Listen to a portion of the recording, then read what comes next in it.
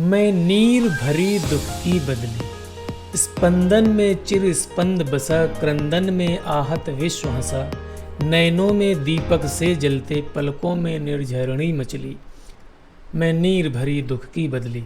ये महादेवी वर्मा जी का बहुत ही खूबसूरत ये पोएम है। तो अगर इस तरीके से, जैसा कि आप देख रहे हैं, इस तरीके से इसकी सेटिंग करना हो तो हम कैसे करेंगे?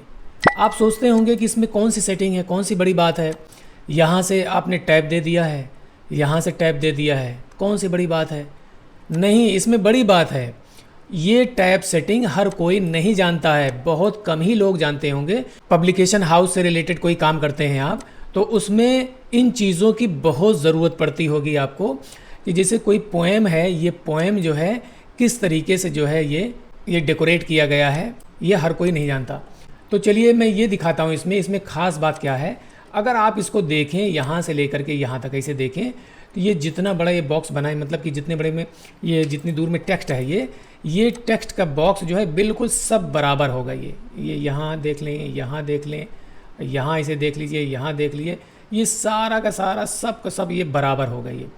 और सबसे बड़ी बात ये है कि अगर आप यहाँ देखें, इसकी स्पेसिंग, यहाँ से यहाँ की स्पेसिंग देखेंगे, ये स्पेसिंग, ये स्पेसिंग, फिर ये स्पेसिंग, ये जितनी स्पेसिंग है ये इक्वल होगा, और यही सेम यहाँ भी इक्वल होगा ये।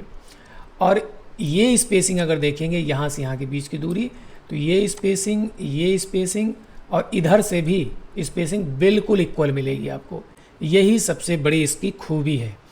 और ये बिल्कुल बॉक्स अलाइन आ रहा है, बॉक्स अलाइन। ये भी सबसे बड़ी बात है कि कैसे आया ये।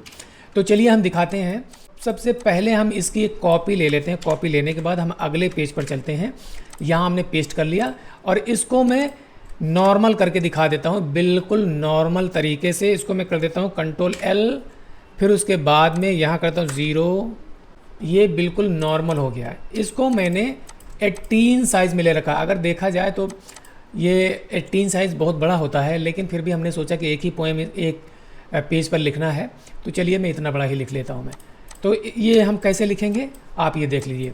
तो सबसे पहले आप ये देख लीजिए कि इसका जो टेक्स्ट बॉक्स है, इसका साइज़ क्या दे रखा है मैंने, 6.5 दे रखा है। मतलब कि इसकी विड्थ जो है 6.5 मैंने ले रखा है। ये आपको समझ में आ गया। तो अब हम 6.5 इंच का एक बॉक्स बनाते हैं। 6.5 इंच हो गया। फिर उसके बाद इसकी एक कॉपी ले लेता हूँ मैं। ये जो इसमें टेक्स्ट लिखा हुआ है, हम यहाँ पर एक ऐसे बॉक्स बनाते हैं जो सबसे बड़ी लाइन आपको दिखे। तकरीबन सबसे बड़ी लाइन ये दिख रही है मुझे ये। तो यहाँ पर इसका हम साइज़ ले लेते हैं। साइज़ कितना लिए, ये आ रहा है 2.342 इंच आ रहा है। सबसे बड़ी लाइन ये मुझे दिख रही है, तो ये इतना साइज़ आ रहा है। तो मुझे लगता है ना कि ये बहुत ज़्यादा बड़ी हो जाएगी। अगर इसके बराबर जितनी भी लाइनें हैं, हर लाइन को इसके बराबर करूँगा, तो इसमें वर्ड के बीच में बहुत ज़्यादा स्पेसिंग आएगी। तो इसलिए मैं ये सोच रहा हूँ हल्का से इसको हम कम कर देते हैं। तो यहाँ जो है कितना ले लूँ मैं, 2.342 है, तो 2.3 ले लेता हूँ। तो इसको मैं कर देता हूँ 2.3। ये 2.3 कर दिया। अब इसी को मैं क्या कर रहा हूँ, अब ये आपका साइज़ हो गया। कौन सा साइज़ हो गया ये आपका ये टेक्स्ट साइज़ हो गया। अब हमें ये देखना है कि हमें स्पेसिंग, यहाँ से यहाँ के बीच की स्पेसिंग हमें देखना है कि कितनी दूर पे, कहने का मतलब कि ये जो हमारा है, ये कितनी दूर पे हमें ये इंडेंट देना है। इंडेंट हम यहाँ से कम भी कर सकते हैं ऐसे, और ज़्यादा भी ऐसे कर सकते हैं। तो बहुत ज़्यादा भी नहीं करना है, बहुत कम भी नहीं करना है। जो दूसरी लाइन आए, ये याद रखना, जो दूसरी लाइन आए वो दोनों एक दूसरे के पे ना ओवरलैप होने चाहिए। ऐसे ओवरलैप होना चाहिए, तभी अच्छा लगता है। अगर हम इसको यहाँ से इसे शुरू करेंगे तो अच्छा नहीं लगेगा बिल्कुल भी। जैसे ये ओवरलैप हो रहा है, ये लाइन यहाँ से है और दूसरी जब लाइन आई, दूसरा इंडेंट वो यहाँ से, मतलब इसको ओवरलैप कर रहा है ये। तो इस तरीके से होना चाहिए। तो यहाँ पर मैंने ये बताया कि यहाँ के जो बीच की दूरी है ये वाली, इसको हम अपने हिसाब से कम कर सकते हैं, ज़्यादा कर सकते हैं। तो यहाँ पर अगर हम सेट कर देंगे तो यहाँ के बीच की दूरी ये नाप लीजिए, तो इतना इंडेंट हमें यहाँ से देना है। और ये जो बच रहा है, यानी ये जो बच रहा है, ये बीच की दूरी, ये इंडेंट जो है हम इधर से दे देंगे, तो ये आ जाएगा हमारा। बस हमारा काम हो गया। बस इतना ही समझना है आपको। फिर उसके अब इंडेंट देना कैसे है वो मैं अभी दिखाता हूँ। तो इसको मैं इधर से इसे ले लेता हूँ। यहाँ ये कॉपी किया। कॉपी करने के बाद छोटा करता हूँ, इसके बराबर करता हूँ, यहाँ इसको 1.1 मान लेता हूँ यार, 1.1 मान लेता हूँ इसको। और यहाँ से इसको मैं कर देता हूँ इधर L कर दिया, तो इसमें आके चिपक गया। अब इसको भी मैं कर देता हूँ इसे। अब ये जो दूरी बची हमारी, ये वाली जो दूरी बच रही है, अब इसको हमें क्या करना है कि यहाँ से यहाँ के बीच की दूरी हमें इसे नाप लेना है। अब ये देख लीजिए 1.1 है और ये देख लीजिए ये 3.1 है। आपको समझ में आ गया होगा। तो हमें इंडेंट कितना देना है, इधर से इंडेंट देना है 1.1 और लास्ट में जो इंडेंट देना है 3.1 देना है। इसको चाहे हम यहाँ पर लिख लें, इसे 1.1 और 3.1 इतना देना है। और इसको जो है हम ऐसे एक कॉपी कर लेते हैं। कॉपी करने के बाद इसको हम यहाँ से फ्लिप कर लेते हैं।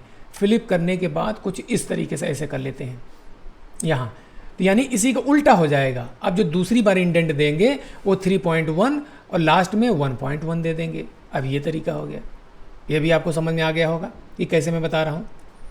चलिए, तो मैंने यहाँ पर क्या कर रखा था, यहाँ पर 1.2, जैसे यहाँ पर 1.1 है तो यहाँ पर मैंने दे रखा था 1.2 और इधर से जो दे रखा हूँ वो दे रखा हूँ 3, यानी इधर से 3 दे रखा हूँ, इधर से 1.2 दे रखा हूँ।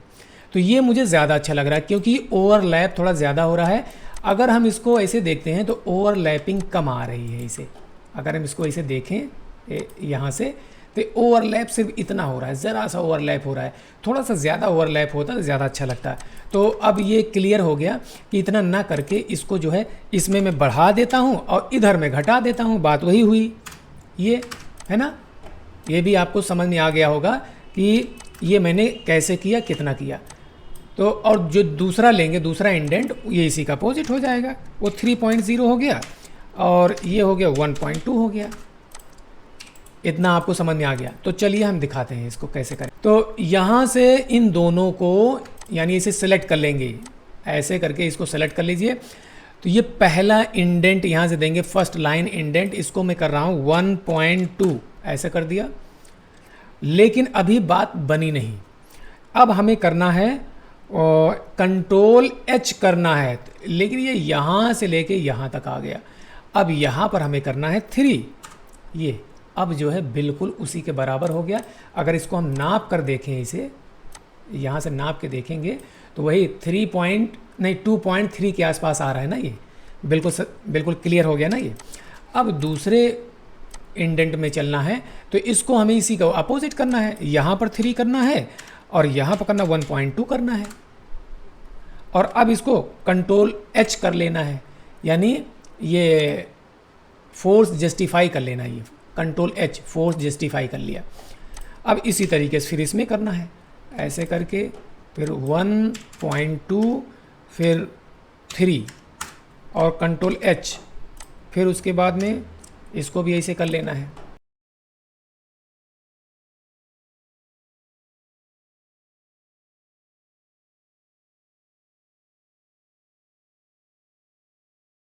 तो आप ये देख रहे होंगे कि किस तरीके से ये बनता चला जा रहा है ये। और लास्ट में इसे Ctrl+H कर दीजिए, बस ये जाके सेट हो जाता है। अब आप देख सकते हैं ये किस तरीके से जो है ये बिल्कुल बन के तैयार हो गया। इधर से भी स्पेसिंग बिल्कुल इक्वल, इधर से भी स्पेसिंग सबकी इक्वल, और ये बॉक्स का जो साइज़ है यानी टेक्स्ट का जो साइज़ है बिल्कुल इक्वल, हर जगह इक्वल है। ये देखिए कितने खूबसूरत अंदाज में, कितने अच्छे तरीके से ये बन के तैयार हो गया। तो इसी तरीके से कोई भी चाहे हिंदी में लिखना हो, चाहे इंग्लिश में लिखना हो, इस तरीके से कोई पोएम या कविता हो लिखना हो तो बड़े आसानी से इस तरीके से आप सेट करके इसको बना सकते हैं।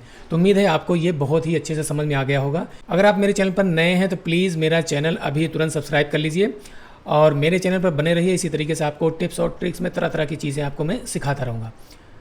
तो चलता हूँ मैं, अगले वीडियो मिलता हूँ, तब तक के लिए शुक्रिया, थैंक यू।